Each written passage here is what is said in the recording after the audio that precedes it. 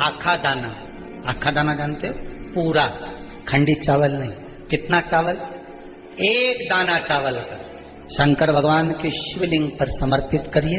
एक बेलपत्र जिसका डंडी का मुख अपनी ओर हो, जहां से चावल चढ़ाया है, उस चावल के ऊपर अपनी कामना कर रख दीजिए और चंद्रमौली भगवान का स्मरण करिए। कौन से भगवान? शंकर भगवान का सर्वश्रेष्ठ सुंदर नाम है चंद्रमौली। चंद्रमौली भगवान का स्मरण करिए, अपनी कामना कर बेलपत्र समर्पित कर शिव जी पर एक लोटा पानी, एक जल पात्र समर्पित करो, कलश से जल चढ़ा दीजिए, नयनों में वो जल लगाकर अपनी कामना कर वापिस घर को आइए। अगली पूर्णिमा आएगी, जो कामना करी है मेरा का, उस तख्ते पर थोड़ा सा चावल, थोड़ा सा चावल पूर्णिमा की रात्रि को अपने हाथ में लेकर, अपने नयनों से लगाकर, शरीर पर से स्वयं उतारकर उसको दरवाजे के पास रख दीजिए। पूर्णिमा की रात्रि को पूर्ण होने पर उस चावल को दूसरे दिन सूंघ कर बहते हुए पानी में डाल दीजिए।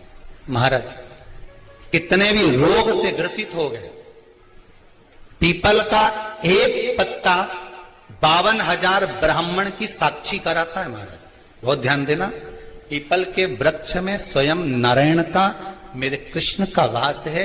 स्वयं भगवान गीता के अंतर्गत कहते हैं कि मैं पीपल का वृक्ष, पीपल का एक को जिसके घर में दूध की सामग्री बनती हो, दूध की सामग्री तैयार होती हो, खीर प्रसाद तैयार होता हो, उसके घर में कभी क्लेश नहीं हो सकता, चाहे सास बहू एक दूसरे के सामने की पूर्णिमा को जिसके घर में दूध की सामग्री बनती हो, चावल का एक आखा दाना स्मरण करो। बाबा विश्वनाथ की कृपा आप पर सदा बनी रहे।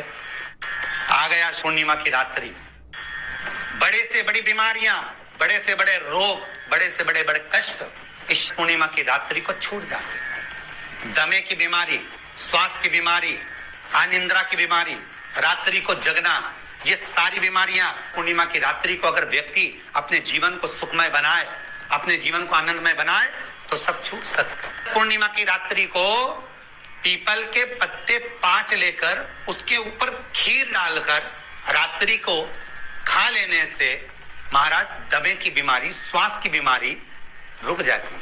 वो बीमारी बढ़ती नहीं है, उससे कष्ट नहीं होता। जिन बच्चों के नेत्र कमजोर होते हैं, रोशनी कमजोर होती है, पूर्णिमा के दिन रात्रि को 12 बजे भगवान चंद्रदेव का दर्शन कराइए।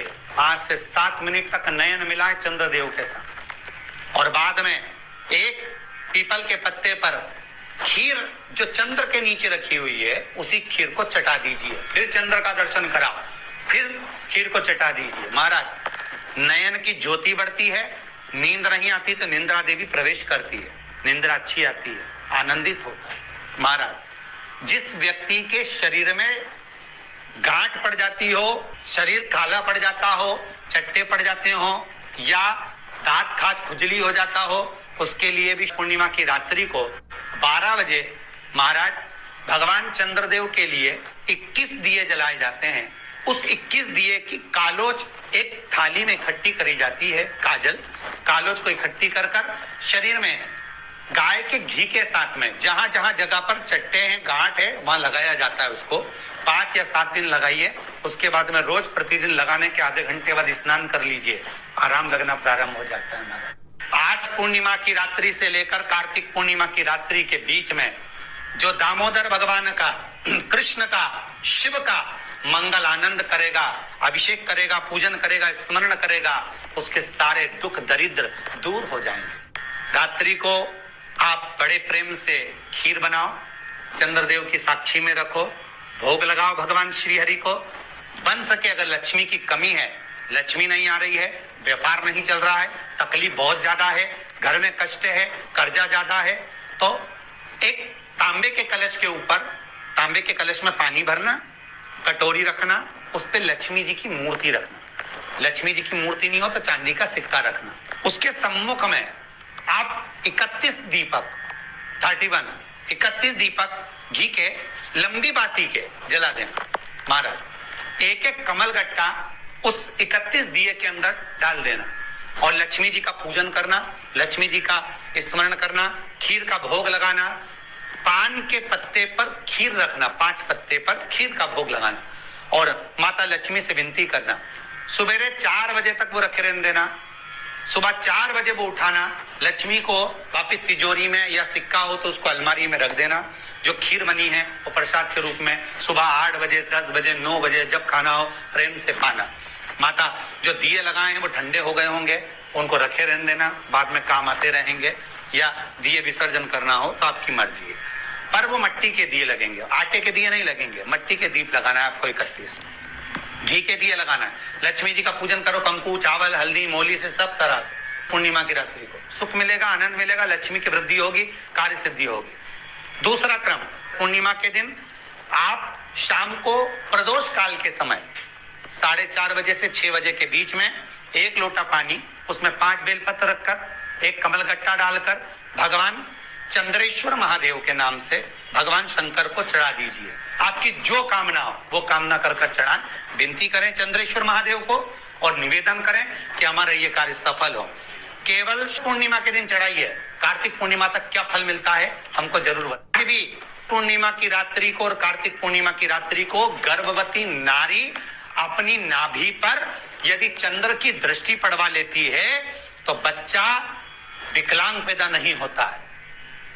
गर्भ से जो बालक होगा श्रेष्ठ होगा, विद्वान होगा, चतुर होगा, पढ़ने में होशियार होगा, क्योंकि ये चंद्र की किरणें जब समुद्र में उछाल ला सकती हैं तो आपके जीवन में भी तरक्की ला सकती है, उछाल ला सकती है। पूर्णिमा ओम नमः शिवाय। दोस्तों, पूर्णिमा के दिन जितना हो सके आप शिव का श्रृंगार करिए। सबसे बेहतर उपाय आपकी ज़िंदगी के सभी कष्टों को मिटाने का सिर्फ यही है कि आप जितना ज़्यादा शिव श्रृंगार करेंगे आपकी ज़िंदगी के दुख उतने ही जल्दी कट जाएंगे।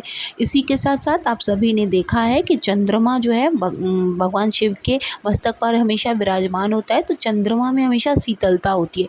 अब उसको शीतलता मतलब हम अपनी लाइफ में जब पूर्णिमा के उपाय, ये जितने भी उपाय गुरुजी ने बताए हैं उन सबको जब हम अपनाते हैं तो हमारी लाइफ में भी सुख समृद्धि तो बनती ही बनती है, रोगों से मुक्ति मिलती है। जिन लोगों को नेत्रों में दिक्कत है, जिन लोगों को कोई कष्ट है, सुख शांति के लिए हर एक उपाय पूर्णिमा के दिन के लिए पंडित महाराज जी ने बताए हैं। इन उपायों को जब आप अपनाएंगे तो आपकी ज़िंदगी में बदलाव आएगा, सुख समृद्धि आएगी, साथ ही जीवन खुशहाल बना रहेगा। आप सभी के ऊपर महादेव की कृपा बनी रहे, इसी उम्मीद के साथ कि आप सभी को संपन्नता मिले इस पूर्णिमा से लेके अगले पूर्णिमा तक। वीडियो अगर पसंद आए तो प्लीज़ चैनल को सब्सक्राइब कीजिएगा और वीडियो को ज़्यादा से ज़्यादा लाइक और शेयर किया कीजिए, ताकि हम आपके लिए हमेशा सही जानकारी, सही पूजा विधि लेकर आते रहें, जिससे आपकी पूजा का आपको पूरा का पूरा फल मिले। मिलेंगे नेक्स्ट वीडियो में, तब तक के लिए ओम नमः शिवाय, जय माता दी।